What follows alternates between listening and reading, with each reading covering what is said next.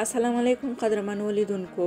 الله تعالی دې وکړي چې تاسې ټول به راته روغ او جوړ اوسئ او د صحت جامې به پر تن ولرئ.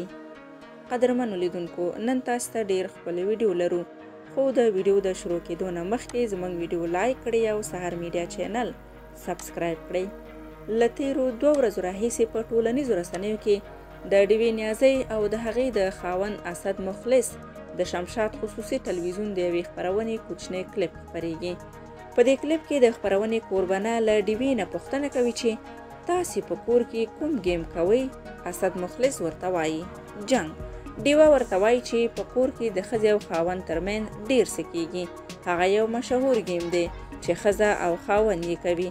همداراز کوربانه وایي چې هو، هغه خو ډیر مشهور گیم دی جنگ. خو په ټولنیزو رسنیو کې دا کلیپ خلکو په بله معنا کې واخیست او ډیرې خلکو په دې اړه په ټولنیزو رسنیو کې پوسټونه وکړل او همداراز دا کلیپ هم خلکو ډیر خپور کړ چې آخر یې هم د ډیوې نیازۍ صبر ختم کړ.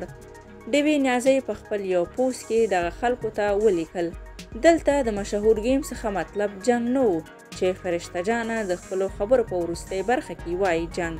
دا چې خلک څه مطلب ترې اخلي هغه بیا خلکو پورې اړه لري. نوموړي په خپل پوسټ کې لیکلي: د ښځې او میړه ترمنځ گیمونه ډیر وي، هره خبره یې گیم وي.